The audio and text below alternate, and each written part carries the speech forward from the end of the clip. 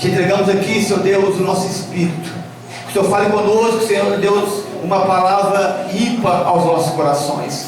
Nosso coração, Senhor Deus, seja preparado como uma boa terra para receber a boa semente que é a Sua palavra. Nosso coração, Senhor Deus, agora, Senhor Deus, ele seja guardado pelo Senhor. Nossa mente, Senhor Deus, seja levada cativa ao Seu trono, Pai. Que o Senhor Espírito Santo tenha a liberdade, Senhor Deus, de ministrar nossas vidas. Que o Senhor possa, Senhor Deus, transformar cada um aqui.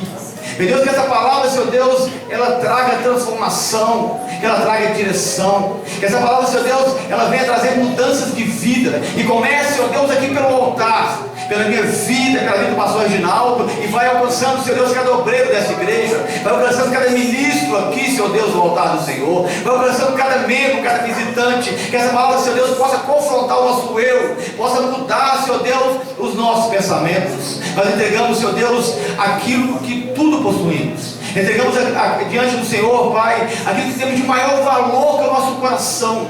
Entregamos aqui, Senhor Deus, a sede da nossa alma diante de Ti. E que o Senhor, Espírito de Deus, tenha a liberdade, Senhor. Que o Senhor fale conosco, Senhor Deus. Que o Senhor transforme cada um de nós. Eis aqui nossa vida, Senhor Deus. Entregue a Ti em nome de Jesus. Amém? Vamos aplaudir o Senhor? Aleluia. Em nome de Jesus. Sabe, queridos, era o dia 14 de Aviv, ou dia 14 de Nissan, o dia que o Senhor Deus havia chamado Moisés e havia dito a Moisés para preparar a Páscoa. O Senhor Deus havia falado para Moisés para pegar um cordeiro macho, do ano, sem defeito, matar aquele cordeiro, pegar uma erva chamada isopo, e ela serviria como pincel, pegava o sangue e passava nos ombrais da porta. Preste atenção, desligue o seu telefone e preste atenção, por gentileza, para você não perder a palavra e não irritar o pregador, em nome de Jesus. Amém? O texto diz que o Senhor Deus, ele chama Moisés e fala para Moisés preparar a Páscoa do Senhor. Deus fala para Moisés: este mesmo será o principal mês, essa data é mais importante para vocês. Vocês vão preparar um cordeiro às pressas, porque amanhã será o dia da festa dos pães asmos. Amanhã será o dia que eu vou tirar vocês com a mão forte do Egito. E chegado no tempo de Cristo, a mesma festa seria celebrada aqui pelo Senhor. A mesma festa, Jesus estava agora de forma ansiosa, desejando participar da mesa da comunhão com os seus discípulos. Jesus estava aqui às vésperas desse dia, dessa data, no dia 15 de Nissan, que era o dia da festa dos pães asmos, para festejar com os seus discípulos. Nesta data, eles tiravam todo o fermento da sua casa. A esposa ou a mãe, ela varria todo o pó que tinha na casa, ela ia nas dispensas, nas vasilhas, todo tipo de fermento que poderia corromper a massa era retirado, o leite era descartado, a farinha que fosse corrompida era descartada, todo o fermento que poderia levedar a massa era descartado da sua casa.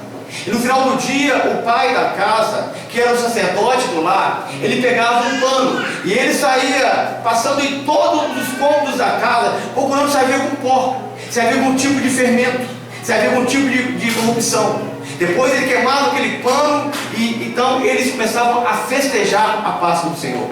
A gente fala da Santa Ceia, ou a gente fala da ceia de Cristo, a gente acha que Cristo celebrou a ceia como nós celebramos hoje, com o pão e o suco de uva.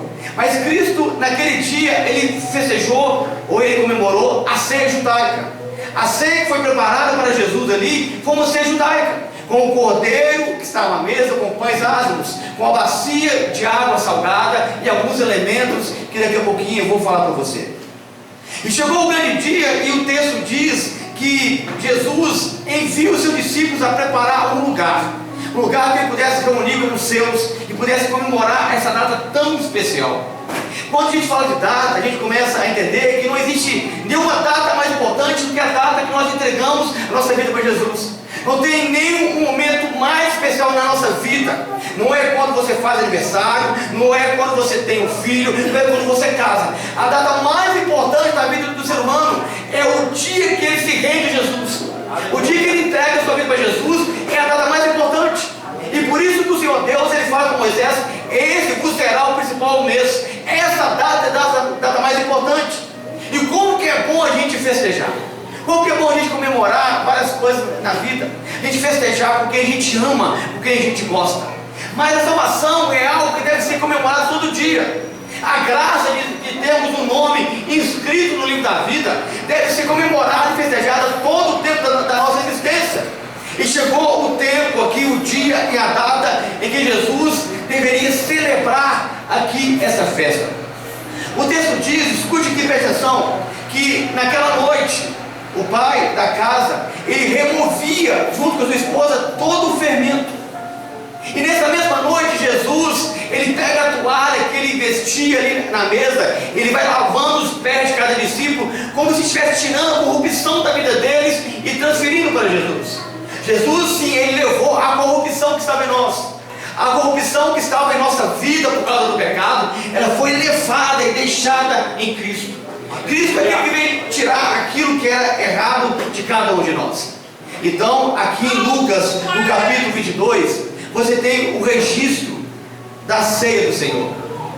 No verso de número 8, fala assim: Jesus, pois, enviou Pedro e João e disse: ide e preparai-vos a Páscoa do Senhor para que comamos. O interessante é que Jesus, ele envia discípulos a preparar a Páscoa. Jesus, irmão, só envia quem ele confia. Jesus só envia quem ama. Jesus só envia quem tem comprometimento. Jesus só envia, meu amado, quem tem aliança e propósito com ele. Jesus não envia aqui um estranho. Jesus não pega alguém da rua e fala assim: vai lá, prepara uma ceia. Não. Ele chama os que eram mais próximos dele. Ele chama os que eram mais íntimos dele, que tinham um compromisso com ele, e enviam a preparar. E se você quer ser enviado pelo Senhor, se você quer ser enviado ao propósito de Deus, Deus tem que confiar em suas mãos. Você pede tanto que as pessoas confiam em você, mas será que Deus confia naquilo que você estabelece com Ele? Será que Deus confia na sua palavra? Será que Deus pode enviar você hoje? Será que Deus conta com as suas mãos agora? Será que Deus pode dizer para você assim: ide, vai lá, preparar para mim? Será que se Jesus hoje mandasse você em algum local, você iria? Escute, irmãos, preste atenção, não durma. Jesus, ele pode enviar você, ele confia em você. Será que você está nessa condição de íntimo de Deus, de próximo, com esse compromisso de Jesus, porque ele envia quem ele ama? Se Jesus, ele chama a gente, irmãos, envia a gente porque ele ama você, ele tem um propósito na sua vida. Se Jesus, ele envia você, é porque ele confia no seu potencial, ele confia no trabalho que as suas mãos podem exercer. Não é você que escolhe ir, é ele que escolhe você e envia a sua vida. Não é você que escolhe ir onde você quer, você vai aonde o Senhor determina. Ele falou assim: ide até a entrada da cidade, vou encontrar um homem com um cântaro, e ele vai indicar para vocês aonde eu vou fazer a ceia. Temos que ir, meu amado, onde Jesus indica. Temos que ir onde Jesus envia a palavra. Temos que ir, meu amado, onde tem propósito. O problema é que você quer exercer muitas coisas na vida e no ministério que você não é chamado, que você não é enviado, que você não é autorizado e legalizado por Cristo. Aqui ele enviou Pedro e João. Os outros ficaram com Jesus, porque só pode exercer a palavra do Senhor, só pode exercer o ide quem tem legalidade. E muitas das vezes nós oferecemos a Deus fogo estranho. Queremos um título, uma condição, que nós somos chamados para isso. Queremos exercer um ide de Deus que não faz parte de nós. Queremos ter um título ministerial e não temos a condição, a confiança, o comprometimento, a graça de Deus. Jesus enviou aqui os seus discípulos a preparar a ceia. Ele enviou quem tem compromisso com Ele. E você tem compromisso com Ele? Ou você tem compromisso apenas com a sua igreja, com o seu pastor? Ou você tem um compromisso social, religioso e cultural domingo à noite? Sabe que você às vezes ainda não foi enviado? Porque Jesus olha para você e falta no seu coração um coração comprometido, um coração que ama essa palavra, um coração que ama o Senhor, um coração que confia nele. Jesus só pode enviar quem confia, irmãos, e preparar a ceia. Como é que Jesus vai te dar uma tarefa? Como é que Jesus vai te dar um ministério? Como é que Jesus vai estabelecer para você um ide, sendo que ele não confia nas suas mãos, sendo que você não confia no chamado dele, no ide dele? Ide e preparai. Não é você que escolhe. Todo o propósito do reino de Deus deve ter a legalidade da palavra de Jesus. Todo o propósito do reino de Deus deve ter a autorização do reino dos céus. Todo o propósito que você faz aqui na terra, aqui na igreja, deve ter essa legalidade do reino. E muitas vezes nós temos até boa intenção, amados. Queremos ir, queremos fazer, queremos estabelecer, queremos preparar um local onde o Senhor possa estar, mas sem a legalidade que Deus oferece. Isso é oferecer fogo estranho. Fogo estranho não é você ter má intenção. Boa intenção também é fogo estranho. Fogo estranho é você oferecer aquilo que não é autorizado por Deus. É ter um título que Deus não chamou você, não capacitou você, não te deu legalidade. Mas você insiste porque é legal. Você insiste porque todo mundo acha que é status. Ser chamado de presbítero, pastor, apóstolo, missionário, evangelista, diácono, obreiro, seja lá o nome que você quiser. Mas para ter isso tem que ter o id. Id vai lá e preparai. A gente recebe de Deus esse id, essa tarefa, esse propósito, mas com a responsabilidade para ir e executar. Ninguém nunca recebe o chamado de Deus para ficar no local sentado, irmãos. Ninguém nunca recebe o chamado, a unção de Deus para ficar parado. Todo mundo recebe a graça de Deus para ir, para fazer, estabelecer, romper, criar, fazer coisas novas. Ide e preparai. Pastor, ele me chamou porque ele te ama. Ele te envia porque ele confia em você. Ele te envia porque ele confia no seu trabalho. Ele enviou aqui os seus discípulos a preparar a ceia. Ele enviou aqui os seus discípulos a preparar um local. Amém ou não, queridos? Amém. Então, a Bíblia diz assim para nós no verso 8. No verso 9. E eles lhe perguntaram: onde queres que preparemos? Talvez essa seja a dúvida de muitos corações aqui nessa noite. Quando a palavra de Deus ela vem para nós como revelação, a gente pergunta: Deus, e agora o que eu faço? Deus, como é que eu prego? Como é que eu canto? Como é que eu faço? Deus, como é que eu vou fazer? O Senhor mandou eu ir fazer, realizar. Como que eu vou? Como que eu vou, Senhor Deus, realizar isso? E te preparar um lugar onde você é com vocês. E a gente fica cheio de dúvida e questionamento. A dúvida aqui de João e de Pedro, a dúvida de muitos de nós. Como fazer, Senhor? Aonde fazer? Será que eu tenho condições para isso? E a gente tem que compreender, meu amado, que o mesmo Deus que envia é o mesmo Deus que guia os passos. O mesmo Deus que envia é o mesmo Deus que revela o propósito. O mesmo Deus que envia a gente é o mesmo Deus que revela toda a estratégia. Eles saíram ali de onde estava Jesus, e Jesus mostrou para eles aonde ir. Vão até a entrada da cidade. Jesus revela para eles a quem encontrar. Vão encontrar um homem com um canto de água nas costas. Jesus revela para eles o que falar. Falar para ele que me convém repousar na casa dele para preparar a ceia. Jesus, quando ele envia, ele revela todo o propósito. Pastor, não sei qual é o propósito. Porque talvez o seu id é um id de confusão. Talvez o seu id é um id próprio, não um id do Senhor. Talvez o seu id é um id da vontade humana, da vontade apenas carnal. Porque quando o id é do Senhor, ele revela todo o propósito, ele revela aonde ir, a quem procurar, o que falar e o que fazer. Ir de lá até uma casa que está com um cenáculo mobiliário e preparar um lugar para a ceia. Talvez você está aqui, meu amado, e você não sabe o que fazer. Pastor, tem tantos anos de crente, eu não sei o que eu faço. Pastor, estou aqui, o que eu faço, meu amado? Se Deus chamou você, se Deus confia em você, Ele vai revelar para você o que deve ser feito. O que você não pode fazer é desistir. O que você não pode fazer é voltar à velha vida. O que vamos fazer? Perguntaram os discípulos. Então, no verso 10, Jesus responde para eles assim. Então, lhes explicou Jesus: ao entrardes na cidade, encontrareis um homem com um cântaro de água. Seguiu até a casa que ele entrar. Isso aqui é fascinante porque diz a história que esse homem que estava com um cântaro de água era João Marcos, aquele jovem que estava nu no Getsemane. Quando puxaram o lençol dele, ele saiu correndo. Foi discípulo ali de alguns apóstolos depois. O interessante é que levar cântaro de água, naquele período, era uma tarefa de mulher, era uma tarefa de irmãs. Mas João Marcos não se envergonhava de levar água. E nós temos, meu amado, que seguir quem leva água. Temos que seguir quem leva a palavra. Temos que seguir quem caminha em santidade.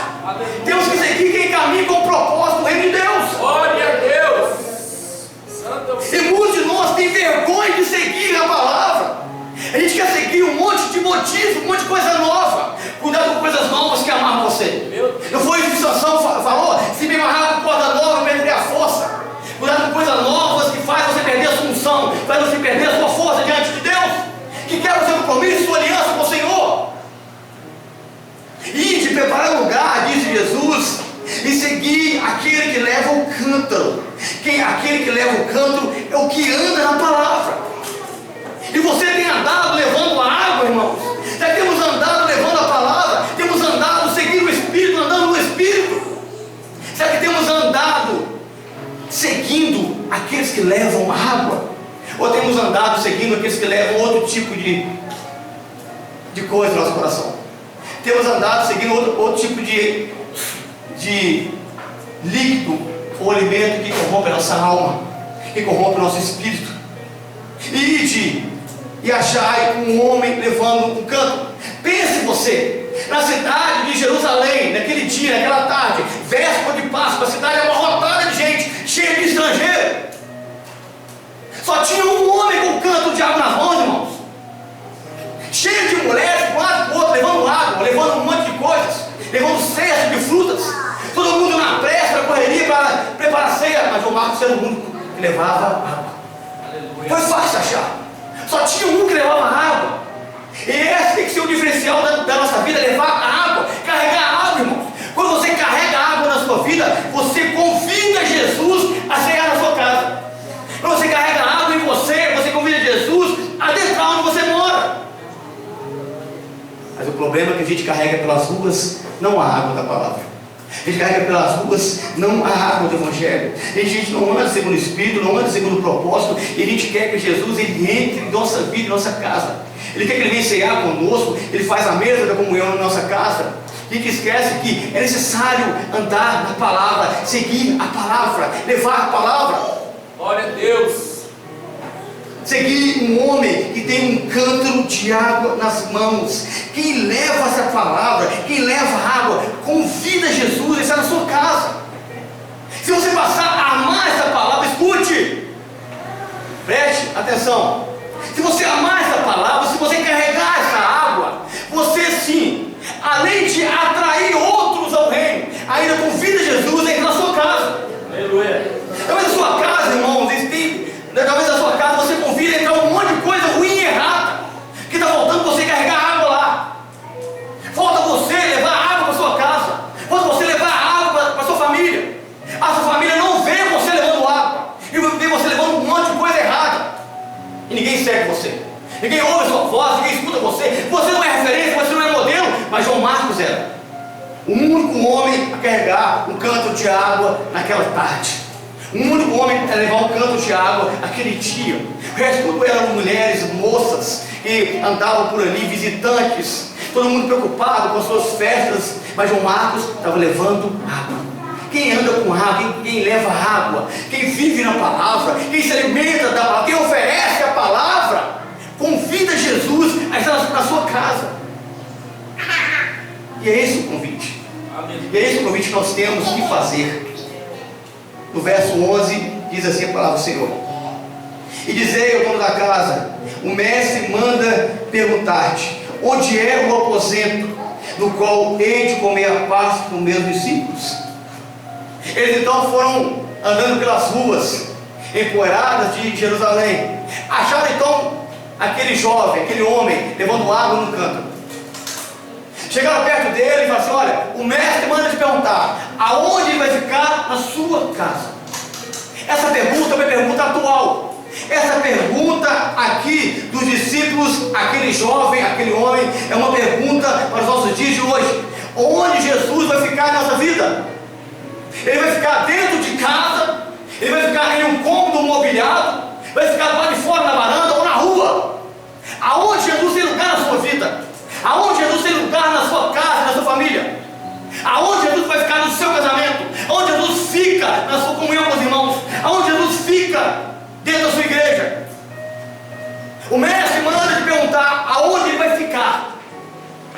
Você pergunta para mim hoje, aonde Jesus está na minha vida? Ele é o primeiro, é primazia, Ele é o primeiro em todas as áreas? Ou será que tem alguma condição na minha vida que em Cristo Ele está em segundo, terceiro ou último lugar? Aonde Ele fica na sua vida? Ele é maior do que as coisas que você ama nessa terra, maior do que os seus filhos, maior do que a sua esposa, maior do que o seu marido, maior do que o seu trabalho, maior do que a sua faculdade, maior do que o seu dinheiro. Aonde Jesus está, aonde Ele vai ficar? Aonde Ele vai ficar? Nós vamos deixar Jesus lá de fora, irmãos. Nós vamos sair aqui hoje esse culto e vamos deixar Jesus lá de fora. Vamos deixar Jesus fora. Ou vamos convidar Ele a adentrar em nossa vida, em nossa casa. Vamos convidá-lo a entrar dentro dos nossos lares. Ou vamos convidar Jesus a entrar dentro do nosso casamento, dentro da nossa família. Porque tem áreas, irmãos, que pessoas não querem se converter, não querem se entregar. Jesus, o Senhor entra nessa área, nessa e nessa, mas nessa aqui eu controlo. Na área financeira vivemos como arrogantes, como egoístas, com as mãos travadas, com o coração não disposto, com o coração não generoso. Porque a gente deixa Jesus do lado de fora. A gente deixa Jesus do lado de fora. Muitas das vezes, irmãos. E nessa noite eu vim aqui como um servo do Senhor. Perguntar para cada um que está aqui, aonde Ele vai ficar na sua casa? Aonde Ele vai ficar na sua vida? Aonde Ele tem ficado? Aonde Ele tem ficado? Se Ele é maior do que o seu ministério, quem é maior que isso? O Senhor é maior, Ele é o dono da obra. Onde ele vai ficar no seu relacionamento? Aonde Ele está na sua santidade? Aonde Ele está no seu abrir mão? Ah, pastor, abrir mão porque é minha namorada, meu namorado. E aonde Jesus está? Ah, pastor, abrir mão porque é minha esposa. Aonde ela está e Cristo está na sua vida? Ah, pastor, abrir mão porque o pastor pediu. Ah, pastor, abrir mão porque meu colega de serviço pediu. E aonde Cristo está? Do lado de fora ainda. O Senhor mandou eu vir aqui para perguntar. O mestre manda perguntar: onde é o aposento que eu hei de comer a Páscoa com os meus discípulos? Quando você tem o coração disposto, seu coração está disposto a Cristo, você convida não só Jesus, você convida outros irmãos também. Ah, pastor, eu quero só Jesus. Não é só cristão amado, é Jesus e os discípulos. É Jesus e amar o próximo. É Jesus e estender a mão para o outro. É Jesus e amar o que está do nosso lado. É amar Jesus, aceitar Jesus, acolher Jesus e também o outro também. E te perguntar onde é o aposento que eu vou estar, que o mestre vai estar com os seus discípulos. A gente quer ser crente, irmãos, só aceitar Jesus e os benefícios do Evangelho. A gente quer ser crente, irmãos, escute, presta atenção nessa palavra. A gente quer aceitar Jesus e quer ter os benefícios do Evangelho, da graça de Deus, mas não quer aceitar o outro. A gente não quer aceitar o discípulo que fala assim: Jesus, entra na minha vida, entra na minha casa, entra no meu quarto, entra, Senhor Deus, em todas as minhas áreas, mas o irmão deixa longe de mim. E ele falou que não. O mestre manda perguntar: onde é o aposento, o qual hei de comer a Páscoa com os meus discípulos? Aonde que ele está? Aqui dentro, aqui fora, lá fora, na varanda da sua casa. Onde que ele está quando você pega o volante do seu carro para dirigir? Do lado de fora ou junto com você? Aonde que ele está quando você à noite vai para a sua faculdade, vai estudar? Ele está do lado de fora ou na sala com você? Onde ele está quando você chega na sua empresa, você bate cartão e entra para uma jornada de trabalho? Ele fica na portaria para fora ou ele entra com você? Onde você está? Onde ele está? Quando você entra na sua casa, fecha a porta, fica o vizinho lá de fora e você deixa Jesus? Ou ele entra nos seus aposentos? Quando você fecha a porta do seu quarto, na sua intimidade, ele fica do lado de fora ou do lado de dentro? Você vive com santidade ou da maneira que você quer? Ou você fala assim: Espírito Santo, fica do lado de fora, que agora aqui é só carne, que agora aqui é só coisas que eu não devo, que você não deve ver. Onde ele fica, irmãos? Onde Jesus fica? Estamos aqui na noite de mesa com o Senhor. Estamos apenas nesse preparo ainda. Então ele fala assim no verso 12: Ele vos mostrará, ele quem? O rapaz, o dono da casa, um espaço no cenáculo, um espaço na casa, um espaço no terraço, mobiliado. Ali fazeis os preparativos. Eu achei interessante essa parte aqui, porque Jesus, ele quer não um espaço vazio, ele quer um lugar onde ele possa chegar, ele possa se sentir confortável. Quando você recebe alguém na sua casa, o que você faz? Senta aqui no sofá. Você quer uma água? Você quer tomar um café? Você quer um suco? Você quer um lanche?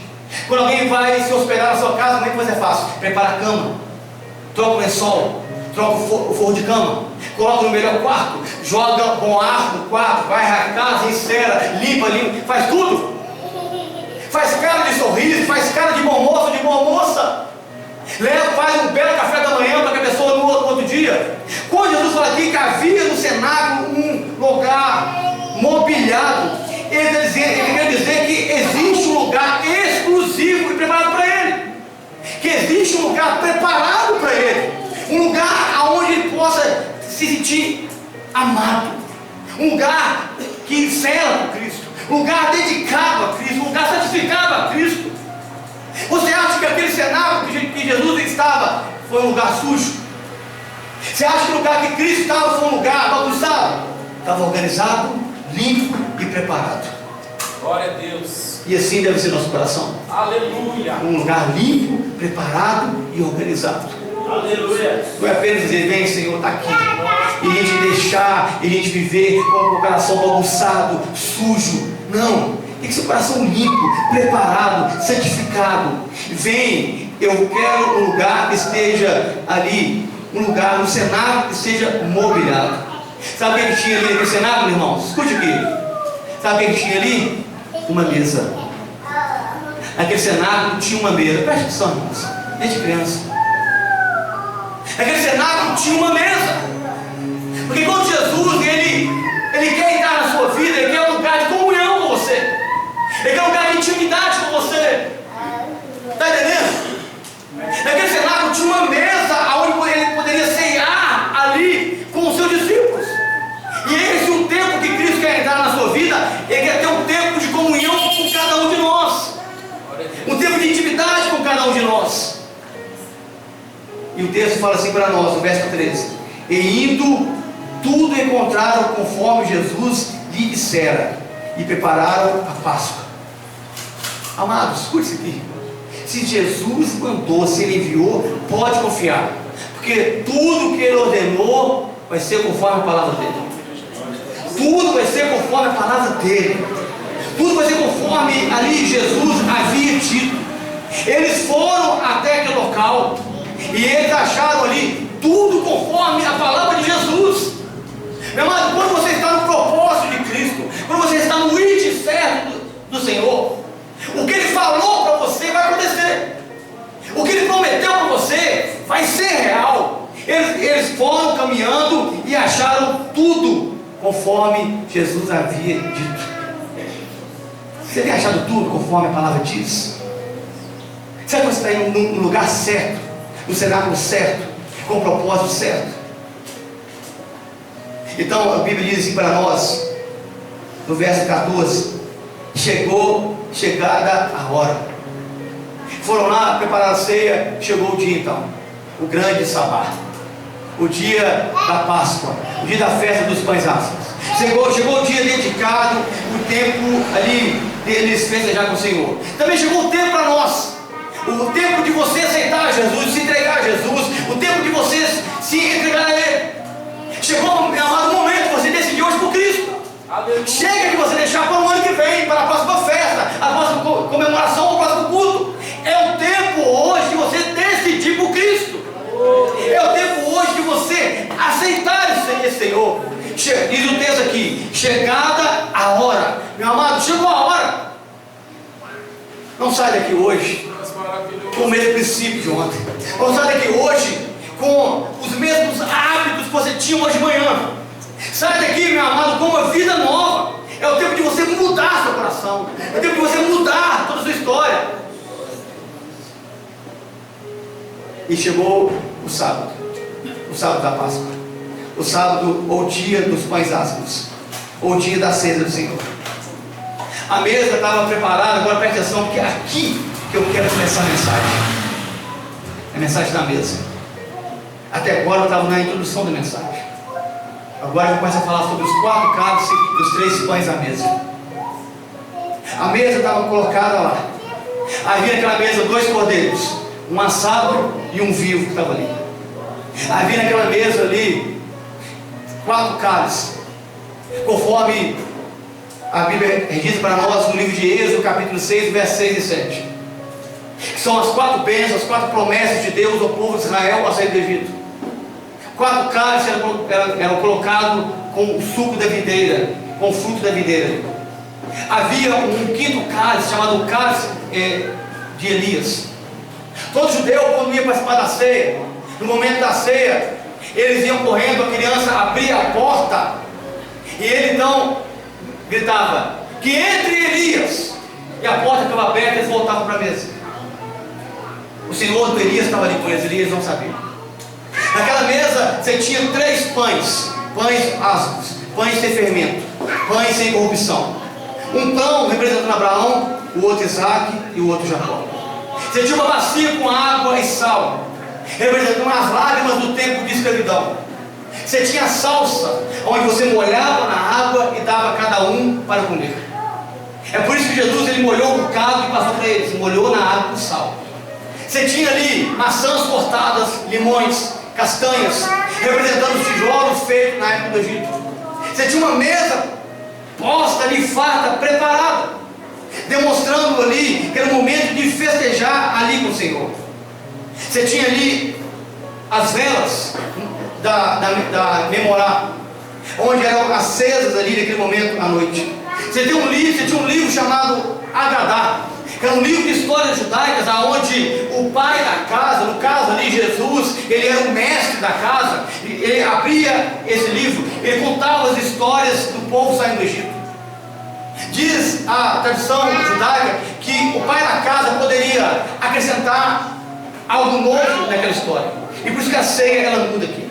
Por isso Jesus ele muda, estabelece e começa ali então a ceia do Senhor.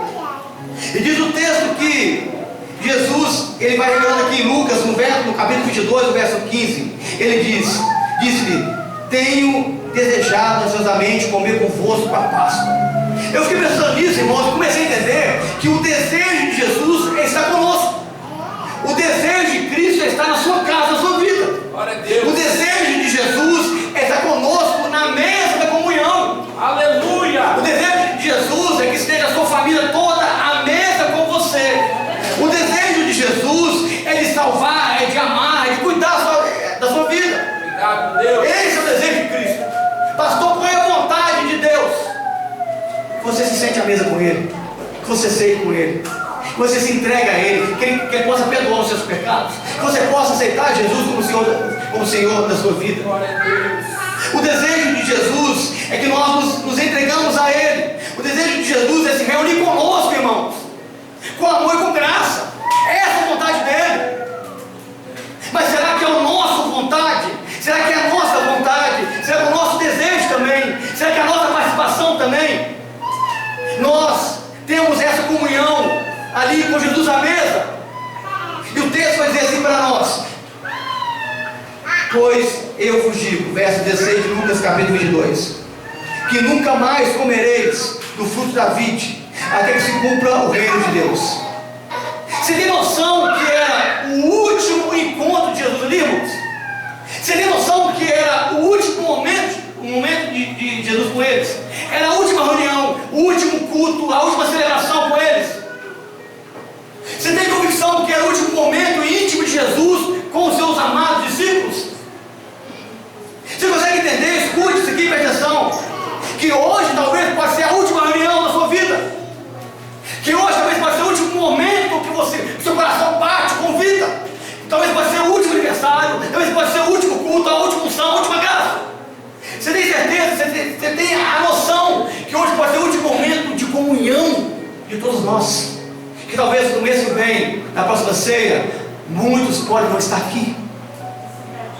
Eu tenho desejo de comer convosco, mas eu não comerei mais, até que um dia eu volte a comer no reino do meu Pai.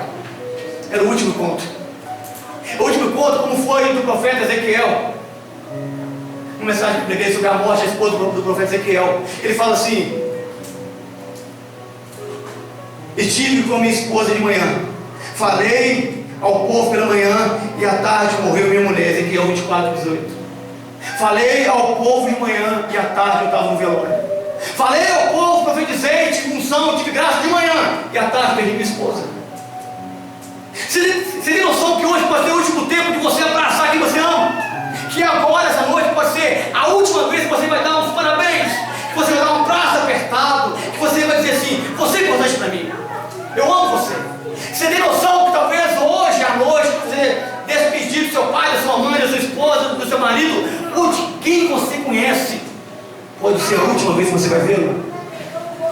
Aqui foi o último encontro, o último momento, a última ceia, o último encontro de Jesus. Então a gente tem que aproveitar hoje. Aproveita agora, abraça hoje, ame hoje, perdoe agora, porque a tarde pode ser diferente. Então faça a diferença agora, a partir de hoje. Comece então a amar agora, dizer que você é importante, dizer que você é uma pessoa diferenciada. Comece a dizer agora que você ama essa pessoa, abrace ela, cheira ela, beija ela, porque amanhã pode ser diferente. Glória a Deus. Eu falei ao povo de manhã, e à tarde a minha esposa morreu, falou Ezequiel. Aproveita para amar então hoje, irmãos. Sem você ficar com coisas fúteis, com coisas pequenas, de você ficar com coisas inúteis. Ame agora, abrace agora, viva agora, porque amanhã, daqui um segundo, não pertence a você. A gente faz projetos e sonhos, não. E sonhos, irmãos. Mas estar com quem a gente ama é agora. É amar agora, é perdoar agora. Ah, não, pastor, eu não fez tanta raiva, vou perdoar ela só depois de manhã. Depois de manhã pode ser tarde demais para você. Depois de manhã pode ser tarde demais para aquela pessoa que você ama.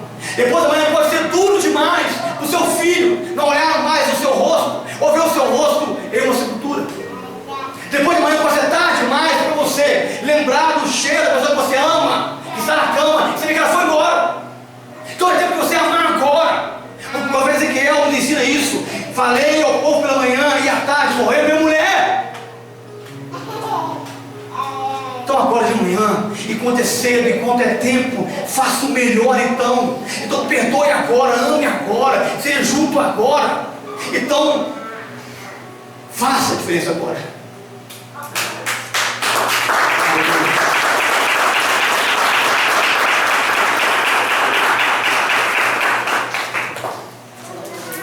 Era a última reunião. A última reunião estava ali. O último culto estava ali. A última ceia, o último louvor. Seria o último louvor de Jesus aqui na terra. Seria o último cordeiro que ele iria participar. O último momento de comunhão ali com todos. E a Bíblia diz assim para nós, no verso 17: e tomando um cálice, havendo dado graças, disse: recebei e reparti entre vós. Você vai ver aqui no livro de Lucas, escute aqui, presta atenção. Jesus, ele toma 2 cálices, e ele vai comer de 2 pães. Você vai ver que aqui Jesus, ele toma 2 cálices, e ele come 2 pães. Mas na mesa tinha 4 cálices, na mesa tinha 3 pães. Aonde estão os outros? Que o Evangelho não registra isso. Isso que eu quero agora desenrolar para você aqui. Jesus então, ele pega o primeiro cálice, chamado cálice da bênção, ou cálice da santificação, ou cálice da separação. Um texto que a Bíblia registra para nós, em Êxodo 6:6, fala assim: portanto, diz aos filhos de Israel: eu sou o Senhor que vos tirei debaixo das cargas dos egípcios. Quando o primeiro cálice da ceia era levantado, o pai da casa, ele recitava esse versículo. Ele falava esse texto de Êxodo capítulo 6. Que o Senhor Deus nos santificou, nos separou da escravidão do Egito. Ele dava bênção e pegava esse cálice ali. Esse cálice era oferecido como cálice da santificação, demonstrando que Deus nos separou do mundo. Porque a ceia do Senhor, a mesa do Senhor, é um momento de refletirmos se estamos separados do mundo ou não. É um momento de você decidir, ou refletir, ou reconhecer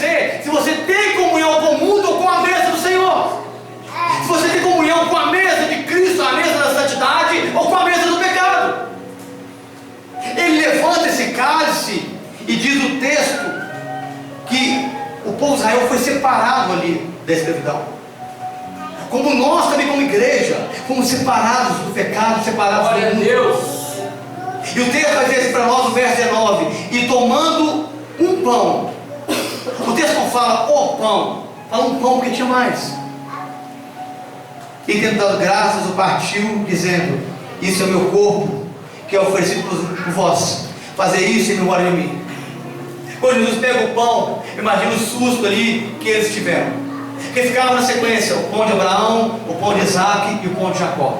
Jesus vai no pão do meio, o pão de Isaac, porque ele era o cordeiro substituto, porque Cristo seria aquele que morreria em nosso lugar. Ele pega o pão de Isaac e ele parte no meio e fala: isso é meu corpo, que é partido por vós, isso é meu corpo que é doado por vós. Ele pega aquele pão, demonstrando que ele era a ovelha substituta para que Isaac vivesse, para que ele é o substituto para que nós pudéssemos ter vida. Ele parte o pão e ele distribui o pão. Aqui os discípulos também ficam chocados, porque o pai da casa, aquele dia, quando partiu o pão, ele dava metade, outra metade ele escondia, porque outra metade é para quando o Messias entrasse, para quando Elias entrasse na casa, segundo a tradição judaica. Elias então ia comer da outra parte do pão. Mas Jesus, ele parte o pão, ele dá o pão a todos, porque ele estava revelando ali que ele era o Messias. Glória a Deus. Que ele era aquele que deveria ser enviado a cada um de nós. Eles começam a comer ali daquele pão, começam a beber daquele cálice. E Jesus então, ele faz uma coisa impressionante. Ele pula o segundo cálice e vai para o terceiro. O segundo cálice é chamado cálice da justiça. Êxodo capítulo 6, verso 6, fala que Deus executou justiça e juízo sobre os inimigos de Israel. Mas Jesus não poderia dar o cálice do juízo aos seus discípulos, porque ele deveria tomar o cálice sozinho. Então ele pula o segundo cálice e vai para o terceiro. E a Bíblia diz assim para nós, no verso 20: semelhante modo, depois de cear, tomou o cálice, dizendo: este é o cálice da nova e eterna aliança, no meu sangue derramado em favor de vós. Ele pega o terceiro cálice, que era chamado cálice da redenção. É o cálice que fala aqui no verso 6 de Êxodo 6: e vos resgatarei com braços estendidos na mão do Egito. Ele pula o cálice do juízo e pega o cálice da redenção, porque a redenção, ela é oferecida a nós, mas não o juízo. A redenção, ela é dada a cada um de nós. Falar da ceia do Senhor é falar de redenção. Falar da ceia do Senhor é falar de um alto preço que Ele pagou para resgatar cada um de nós. Falar do cálice da redenção é falar de cálice da salvação, é falar de perdão de pecados, de uma vida nova, de um novo ser. E ele então pega, diz aqui o verso 20: semelhantemente, depois de cear, tomou o cálice, dizendo: este é o cálice da nova aliança no meu sangue, derramado em favor de vós. E diz o texto que ele pega um outro pão, o pão da aliança de Abraão, e ele parte ele, e ele dá a cada um, porque o sangue da nova e eterna aliança estava ligado ao pão e às promessas feitas a Abraão. E eles começam a cear, sem entender porque um cálice foi pulado, sem entender porque sem entender porque o pão de Jacó foi deixado por último. E diz o texto aqui em Marcos capítulo 14, verso 26: e tendo cantado um hino, saíram para o monte das oliveiras. O hino cantado aqui é chamado de Hilel. É o Salmo 113 até o Salmo 118, que fala o período que o povo sai do Egito com as bênçãos de Deus. Eu fiquei pensando, irmãos, nessa atitude de Jesus. Se você soubesse, escute aqui, que você fosse sair por essas portas, você seria morto. Se você soubesse que você sairia por essas portas, iriam bater em você, crucificar você, chicotear você, escarnecer de você, você iria louvar a Deus aqui dentro? Ou iria chorar aqui dentro? Iria pedir socorro, misericórdia, ou iria louvar? sabia que saindo dali, ele seria morto, crucificado, iria apanhar, iria sofrer, iriam flagelar o corpo dele, iriam espancar ele. Mas ele então, ele louva a Deus, e tendo cantado um hino. A gente entende aqui, nós devemos louvar o Senhor por tudo que Ele fez. Em todo o tempo da vida, Deus é digno de ser adorado. Em todo o tempo da vida, Deus é digno de ser glorificado. Mas em você e nós, que soubéssemos que iríamos morrer por pessoas que muitas das vezes não se importam com você, porque Jesus morreu ali para muitos que não se importavam com Ele. Se você soubesse disso, você iria chorar, sorrir ou louvar? Como é que você vive? Como é que você está? Jesus, ele adorou a Deus. Jesus, ele, além de se entregar ao Pai, ele o adora ali por tudo que haveria de acontecer. Aleluia. Você está me entendendo? Glória a Deus. Eles louvam a Deus ali. Então a Bíblia fala que depois de cantar um hino, como é que você fica depois de cantar? Coração alegre, coração feliz, não é isso? A gente chora de emoção. Mas o texto diz que o coração de Cristo ficou amargurado. Olha o que a Bíblia diz aqui, Marcos 14, 26. Tendo cantado um hino, saíram para o Monte das Oliveiras. Ele cantou o hino, irmãos. Ele nem pegou o quarto cálice, ele nem comeu o pão de Jacó. O coração dele ficou tão amargurado que ele saiu dali. Porque em João capítulo 13, verso 21, fala assim: ditas essas coisas, angustiou-se Jesus em espírito e disse: em verdade, verdade, eu digo, um de vós há de me trair. Depois de louvar a Deus ali, ele vê Judas, e o coração de Jesus enche de tristeza, enche de angústia. Ele ficou ali triste pela traição de quem ele muito amava. Ele nem conseguiu, ele não pegou o quarto cálice, ele não pegou o último pão. Ele se levanta, diz o texto, que ele vai para o Monte das Oliveiras, deixando o cálice ali e deixando o pão de Jacó. Eu quero perguntar para você nessa noite: quantas vezes você deixa Jesus triste? Quantas vezes você entristece o Espírito Santo? Quantas vezes você magoa o irmão? Quantas vezes você rouba a alegria do outro? Quantas vezes nós somos ladrões de alegria? O outro está feliz, o outro está amável, o outro está satisfeito, a gente vai lá, irmão, e rouba a alegria dele. Quantas vezes você tira o louvor dos lábios de alguém? Quantas vezes você tira o motivo de adoração de alguém?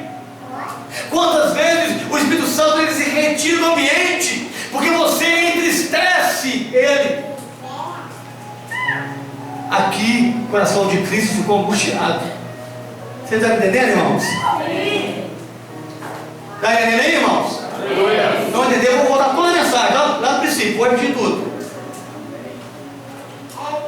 Ele se entristeceu, estava na mesa ali com os discípulos, com Judas, e ele falou assim: ó, eu estou muito triste, angustiado, um de vós há de me trair. E eu falei: Senhor, estava uma mesa contigo, estava uma mesa com o Senhor. E quantas vezes nós entristecemos o coração do Senhor? Quantas vezes você, mulher, entristece o coração do seu marido, e você, marido, da sua esposa? Quantas vezes nós entristecemos o coração do outro? Quantas vezes magoamos o outro? Quantas vezes vendemos ali a felicidade do outro? Quantas vezes desprezamos o amor do outro?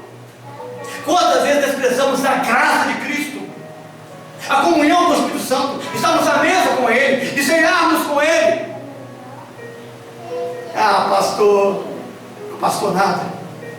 Você pensa que Deus ele é insensível? Você pensa que Deus é um Deus carrancudo, durão? Você pensa que o Espírito Santo ele não sente quando você o repete na sua vida? Quando você não quer que ele fique perto de você? Quando está na hora de fazer o seu pecado diário de estimação, você começa a se afastar de Deus?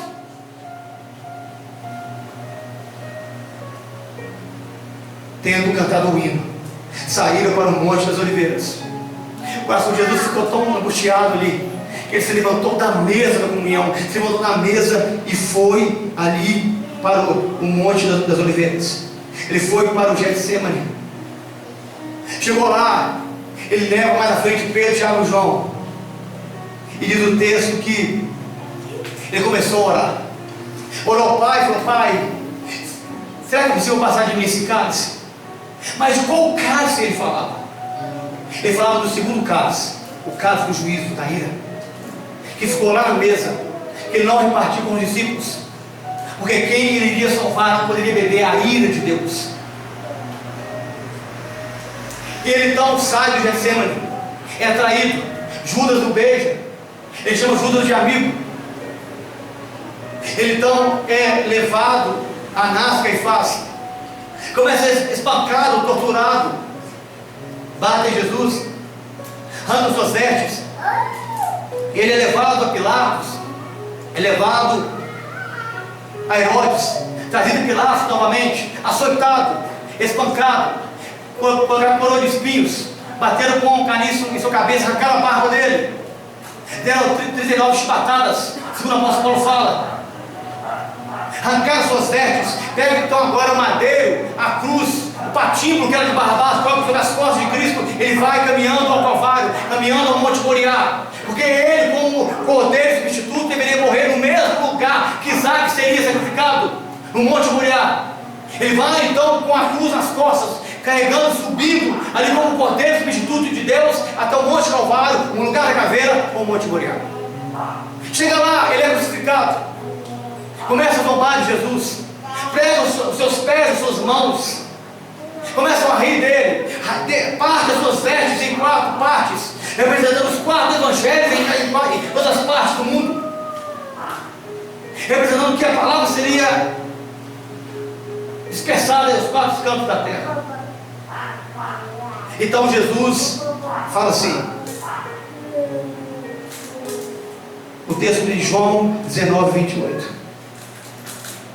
Depois, vendo Jesus que tudo já estava consumado, para se cumprir a escritura, diz: tenho sede. Tenho sede. Verso 29. Estava ali um vaso cheio de vinagre. Sabe como era o vinagre aqui? Vinho estragado. Por isso que ele não bebeu na mesa, ele ia beber no Calvário.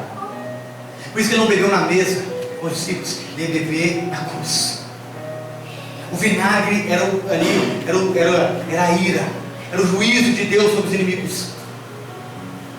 Como Deus não poderia exercer a ira e o juízo sobre o homem, senão o homem seria aniquilado. A ira caiu sobre Jesus. E aqui o segundo cálice, que ele pula da mesa, que ele deixou na mesa sem ser tocado, ele bebe na cruz. E por isso que ele fala: tenho sede. Estava ali um vaso cheio de vinagre, embeberam o vinagre em uma esponja, e fixando a um caniço de isopo em uma espuma, lhe chegaram à boca. Quando, pois, Jesus tomou o vinagre e disse: está consumado, inclinando a cabeça, rendeu o espírito. Aquele cálice da ira que Jesus ora no Getsemane, ele não foi passado no Calvário. O Calvário, Jesus, ele bebe ali como um vinagre ali, ele bebe como a ira do Senhor. O cálice do juízo que foi derramado sobre todos os inimigos do Egito, agora foi derramado sobre Jesus, como maldito em nosso lugar, como maldição sobre os nossos pecados, como maldito em lugar da nossa vida. Aquele cálice amargo, azedo, daquele vinho estragado, seria transformado no cálice da consumação, seria transformado no cálice da salvação. E é esse cálice que é oferecido a nós. É esse cálice que é o 4º cálice.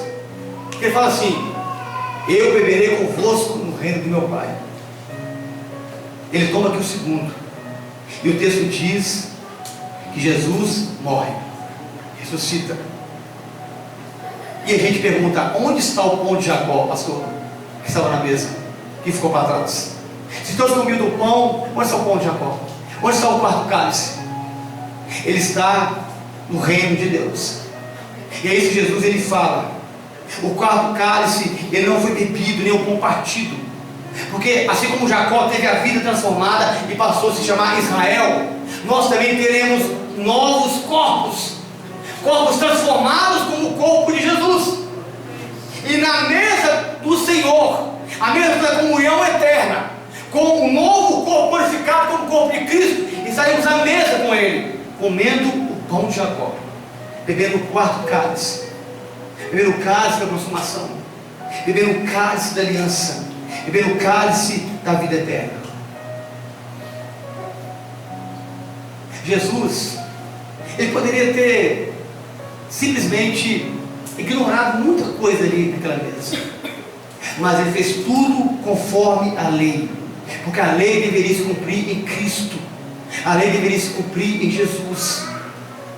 Ele bebeu ali o cálice da libertação, tomou o cálice da ira, o cálice da redenção. E qual é o quarto, pastor? O quarto cálice que a Bíblia fala é o cálice da adoção. É quando Deus nos aceita, nos acolhe como filhos, quando somos aceitos como filhos do Senhor. Esse é o convite que a mesa faz para nós. A mesa, a Santa Ceia, ela não está aqui apenas como enfeite, não é um ritual evangélico, religioso, não. É para lembrarmos do que Ele fez, é para lembrarmos do que virá, é para lembrarmos de coisas que aconteceram, de coisas que vão acontecer, é para lembrarmos de uma mesa futura. Essa mesa aqui é sombra, é espelho do que vai acontecer. Essa mesa aqui convida a minha vida, convida a sua vida. Esse sangue derramado foi por mim, foi por você. Hoje você pode participar dessa ceia aqui, para que um dia você possa participar da outra. Escute, sem essa mesa não tem outra. Sem essa mesa aqui na terra não tem outra na eternidade. Se você não é capaz, se você não tem coragem, se você não tem disposição, se você não tem audácia, se você não tem ali a dedicação de participar dessa mesa aqui, como vai participar da outra na glória? Pastor, eu não participo porque eu ainda não batizei, eu ainda, pastor, faço um monte de coisa de errado. Como é que você vai participar da outra? Como é que você vai estar na outra mesa? Como é que você vai estar na outra mesa com Abraão, Isaac, Jacó, os santos, os profetas? Porque muitos virão do Oriente e do Ocidente e se assentarão à mesa com eles. Mas e você? Que hoje recusa essa mesa aqui da graça, como então vai estar na mesa da eternidade, da comunhão com o Senhor? Então chegou o dia de você escolher se vai querer participar ou não. E a decisão, ela cabe em você, porque Jesus, Ele já fez o id, o lugar já foi preparado, o cálice já tomou, e cada um de nós tem que tomar a decisão de estarmos com o Senhor nessa mesa ou não. Amém? Vamos aplaudir o Senhor bem forte.